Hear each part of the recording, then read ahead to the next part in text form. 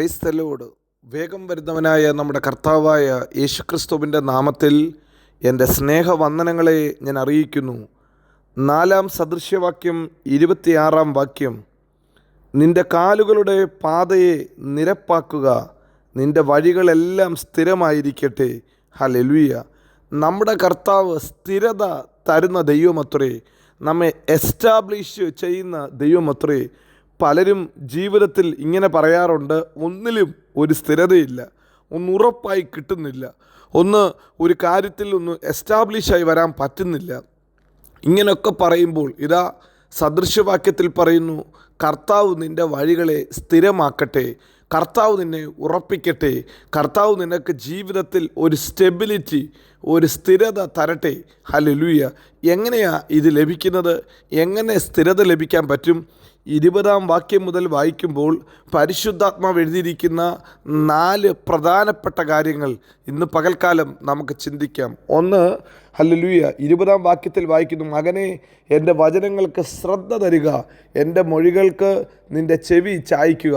ഒന്നാമത്തെ സ്ഥിരത ലഭിക്കാൻ ഉള്ള ഒന്നാമത്തെ നിബന്ധന, നിങ്ങൾ കർത്താവിൻ്റെ വചനത്തിന് ശ്രദ്ധയോടെ ചെവി കൊടുക്കണം.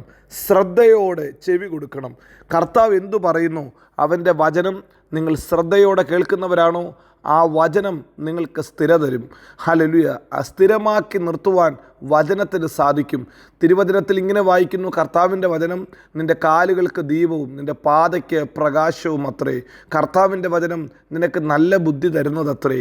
അങ്ങനെയെങ്കിൽ ആ വചനത്തിന് നിങ്ങൾ ശ്രദ്ധയോടെ ചെവി കൊടുക്കുമെങ്കിൽ നിശ്ചയമായി ആ വചനം നിങ്ങളെ സ്ഥിരപ്പെടുത്തും. 2, 21 വാക്യം പറയുന്നു, അവ നിൻ്റെ ദൃഷ്ടിയിൽ നിന്ന് മാറിപ്പോകരുത്, നിൻ്റെ ഹൃദയത്തിൻ്റെ നടുവിൽ അവയെ സൂക്ഷിച്ചു വെക്കുക. കേൾക്കുന്ന വചനത്തെ നാം ധ്യാനിക്കണം, ഹൃദയത്തിൽ അത് അയവിറക്കിക്കൊണ്ടേയിരിക്കണം. അതുകൊണ്ട് ദൃഷ്ടിയിൽ നിന്നത് മാറിപ്പോകത്തില്ല. നിങ്ങൾ കണ്ണടച്ചാലും കണ്ണ് തുറന്നാലും, നിങ്ങൾ ഉറങ്ങുമ്പോഴും ഉണർന്നിരിക്കുമ്പോഴും ഈ വചനം ഹൃദയത്തിൻ്റെ അകത്ത് ക്രിയ ചെയ്യണം. ചുമ്മാതൊരു വചനം കേട്ട് ചുമ്മാത് അത് മറന്നു പോവുകയല്ല വേണ്ടത്. നമ്മുടെ ഹൃദയത്തിനകത്ത്, ഹൃദയത്തിൻ്റെ മാംസപ്പലകളിൽ എഴുതി അതിനെ നിങ്ങൾ ധ്യാനിക്കുമെങ്കിൽ നിശ്ചയമായി നിങ്ങളെ സ്ഥിരപ്പെടുത്തുവാൻ കർത്താവിൻ്റെ വചനത്തിന് സാധിക്കും. ഹല്ലേലൂയ. കേൾക്കുന്ന വചനത്തെ ധ്യാനിക്കുന്നവൻ ഭാഗ്യവാനാണ്. 1 സങ്കീർത്തനത്തിൽ പറയുന്നു, കർത്താവിൻ്റെ ന്യായപ്രമാണത്തെ രാപ്പകൽ ധ്യാനിക്കുന്നവൻ ഭാഗ്യവാൻ. ഹല്ലേലൂയ. അവൻ ആറ്റരികത്ത് നട്ടിരിക്കുന്നതും തക്ക കാലത്ത് ഫലം കായ്ക്കുന്നതും ഇല വാടാത്തതുമായ വൃക്ഷം പോലെ ഇരിക്കും. അവൻ ചെയ്യുന്നതൊക്കെയും സാധിക്കും. നോക്ക്, 2ാമത്തെ കാരണം, നിങ്ങൾ കർത്താവിൻ്റെ വചനത്തെ ധ്യാനിക്കണം.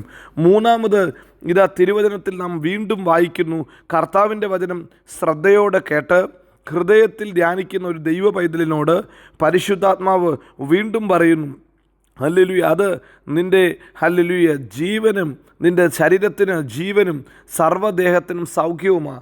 ദൈവത്തിൻ്റെ വചനം നിങ്ങൾക്ക് ആരോഗ്യവും ബലവും തരും. കർത്താവിൻ്റെ വചനം വായിക്കുന്നവന് നല്ല ആരോഗ്യം വേണം, ബലം വേണം. നിങ്ങൾക്കറിയാമോ, പലർക്കും പലയിടത്തും ജോലി കിട്ടും, പലയിടത്തും അഡ്മിഷൻ കിട്ടും, പലയിടത്തും ഒരു എൻട്രി കിട്ടും. എന്നാൽ എന്താ സ്ഥിരപ്പെടാൻ കഴിയാത്തത്? ശരീരം അതിന് അനുകൂലമല്ല. ശരീരം ആരോഗ്യം കാണത്തില്ല.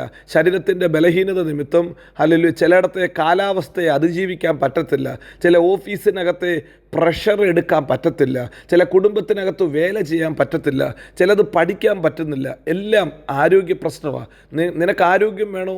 അല്ലെങ്കിൽ തിരുവചനം, കർത്താവിൻ്റെ വചനം നിൻ്റെ ദേഹത്തിന് സൗഖ്യമാണ്. പ്രിയരെ, നമുക്ക് ദൈവം തരുന്ന ആരോഗ്യം വളരെ പ്രധാനമത്രേ. ദൈവിക ആരോഗ്യം നമ്മെ ഏൽപ്പിച്ച വേല ചെയ്യാൻ അത് ബലപ്പെടുത്തും. നിങ്ങൾക്ക് ഒരു സ്ഥലത്ത് സ്ഥിരത ലഭിക്കണോ, നിങ്ങൾക്കത് ചെയ്യാനുള്ള ഏൽപ്പിച്ച വേല എന്തുമായിക്കോട്ടെ, കുടുംബജീവിതമായിക്കോട്ടെ, ജോലി ആയിക്കോട്ടെ, പഠനമായിക്കോട്ടെ, ഹല്ലേലൂയ, നിങ്ങൾക്ക് ശുശ്രൂഷ ആയിക്കോട്ടെ, എന്തും ചെയ്യാൻ നിങ്ങൾക്ക് ആരോഗ്യവും ബലവും വേണം. എന്നാൽ അത് ലഭിക്കാൻ ഒറ്റ കാരണമേ ഉള്ളൂ, കർത്താവിൻ്റെ വചനം. ആ കർത്താവിൻ്റെ വചനം വായിക്കുന്നവന് സർവ്വദേഹത്തിനും സൗഖ്യമാണ്. അത് കിട്ടാൻ വാ കൊണ്ട് നിങ്ങൾ ഏറ്റുപറയണം. നിങ്ങളുടെ ഹല്ലേലൂയ ചെവി കൊണ്ട് കേട്ടത്, നിങ്ങളുടെ ഹൃദയത്തിൽ ധ്യാനിച്ചത് നിങ്ങളുടെ വാ കൊണ്ടൊന്ന് ഏറ്റുപറയണം. വചനം ഉള്ളിൽ സംഗ്രഹിച്ച് വെക്കുക മാത്രമല്ല, ആ ഹല്ലേലൂയ രക്തസ്രാവക്കാരി സ്ത്രീ വാ കൊണ്ട് പറഞ്ഞു, ഞാൻ അവൻ്റെ വസ്ത്രം തൊടും എനിക്ക് സൗഖ്യം വരും, ഞാൻ അവൻ്റെ വസ്ത്രം തൊടും സൗഖ്യം വരും എന്ന് പറഞ്ഞതുപോലെ നിങ്ങൾ വാ കൊണ്ട് ഏറ്റു പറയണം. ഹല്ലേലൂയ. ഇതാ നാലാമത്തെ കാരണം, നാലാമത്തെ ഹല്ലേലൂയ നിബന്ധന പറയുന്നു, നിങ്ങളുടെ വായിൽ നിന്ന് വക്രത നീക്കിക്കളയുക. 23 പറയുന്നു, നിങ്ങളുടെ ഹൃദയത്തെ സൂക്ഷിക്കുക. ഹല്ലേലൂയ. വികട അകരങ്ങൾ നിന്നിൽ നിന്ന് അകറ്റുക, നിൻ്റെ കണ്ണ് നേരെ ഇരിക്കട്ടെ. ഇതെല്ലാം പറയുന്നത് നിനക്കൊരു വേർപാട് വേണം. നീ ചിലതിനകത്തു നിന്നെ തന്നെ സൂക്ഷിക്കണം, ചിലതിനകത്തു നീ അകന്നു നിൽക്കണം. വേണ്ടാത്ത കൂട്ടുകെട്ട്, വേണ്ടാത്ത ബന്ധങ്ങൾ, വേണ്ടാത്ത ജീവിത സാഹചര്യങ്ങൾ ഒരുപക്ഷെ നിങ്ങളെ തിന്മയിലേക്ക്, നിങ്ങളെ അസ്ഥിരതയിലേക്ക് കൊണ്ടുപോകും. ഇന്ന് പകൽക്കാലം ഒരു ദൈവ പൈതലിന് സ്ഥിരപ്പെടണോ? നിങ്ങൾക്കൊരു വേർപാട് വേണം.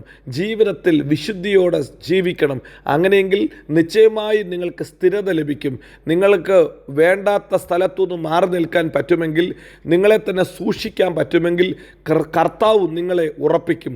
4 കാര്യങ്ങൾ നാം ചിന്തിച്ചു. 1, കർത്താവിൻ്റെ വചനം ശ്രദ്ധയോടെ കേൾക്കുക. 2, കർത്താവിൻ്റെ വചനം ഹൃദയത്തിൽ ധ്യാനിച്ച് ഹല്ലേലൂയ അത് നിൻ്റെ കണ്ണിന് മുമ്പിൽ വയ്ക്കുക. 3, അത് നിൻ്റെ വാ കൊണ്ട് ഏറ്റുപറഞ്ഞ് നിൻ്റെ സൗഖ്യത്തിനും അനുഗ്രഹത്തിനും കാരണമാകുക. 4, നീ ഹല്ലേലൂയ ഒരു വേർപാട് ആചരിക്കുക, നിന്നെ തന്നെ സൂക്ഷിക്കുക. അങ്ങനെയെങ്കിൽ കർത്താവ് നിങ്ങളെ സ്ഥിരപ്പെടുത്തും, നിങ്ങളെ ഐശ്വര്യമാക്കി നടത്തും, നിങ്ങളെ എല്ലായിടത്തും എല്ലായ്പ്പോഴും ക്രിസ്തയേശുവിൽ ജയോത്സവമാക്കി നടത്തും. God bless you. Amin, Amin.